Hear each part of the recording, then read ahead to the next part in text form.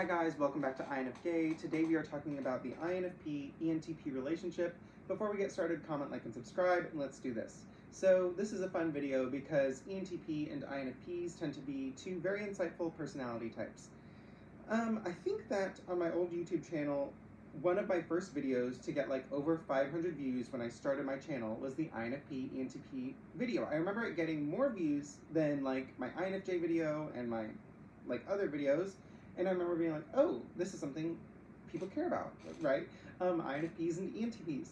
So we're, of course, going to redo that video. So here we go. Basic camaraderie. INFP and ENTP feel a basic camaraderie with one another because they both enjoy leisure time.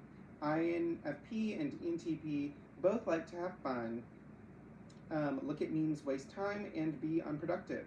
They know how to find a headspace where neither person feels that they are wasting time if they are being unproductive.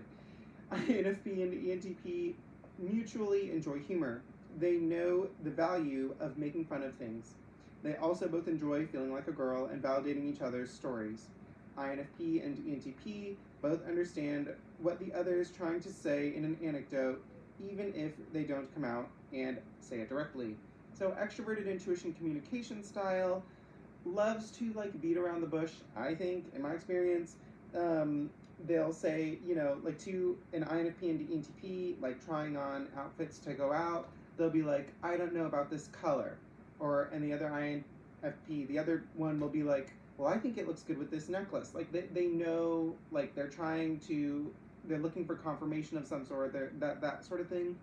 Extroverted intuition is good at. So disagreements can occur when INFP and ENTP do not take each other's insecurities into account. TI in the ENTP and FI in the INFP both receive criticism from different angles and value experiences also from different angles.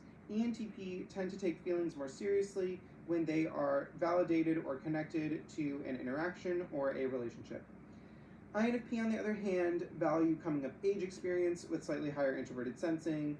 They value things like license, marriages, holidays, and value feelings related directly to their own experiences through their own lens. ENTP and INFP fighting can be very amusing because you cannot really tell what they're fighting about. ENTP and INFP fighting can often look like them switching subjects so often that no one can remember why they originally started this very lengthy argument. It was possibly an offhand remark. So this is kind of how I envision the argument. One of them says, you were always late when we hang out.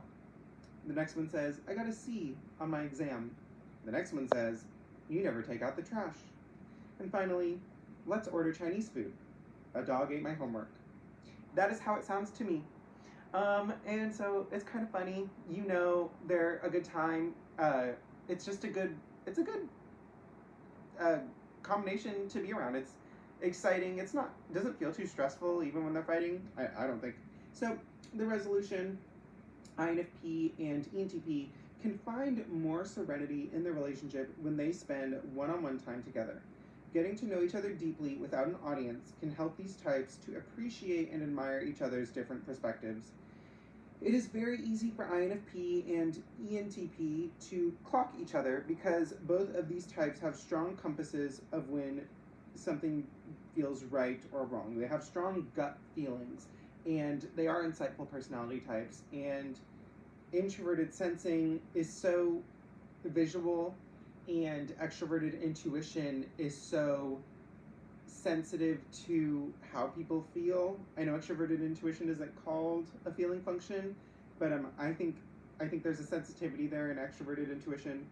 INFP are very peaceful, which can soothe ENTPs because ENTPs can always be on the lookout for danger.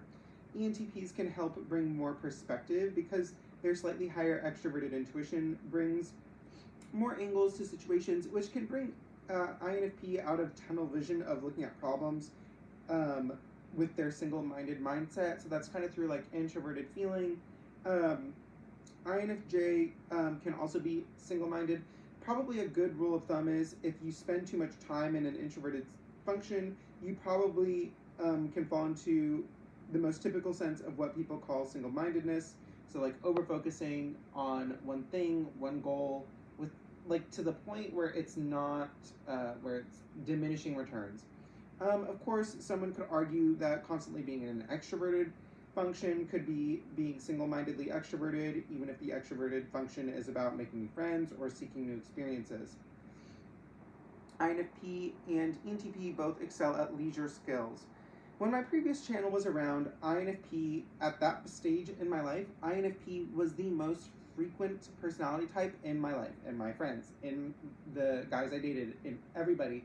I had like a ton. I knew INFPs quite a bit better back then than I knew INFJs. P personality types understand doing things for fun. When I did my last channel, strangers, acquaintances, people on the outskirts always pointed out to me that my channel was not a typical business model. I was there in the community. I lived it. It's not like somebody let me know that people were thinking this about me. I'd like people directly told me, multiple people.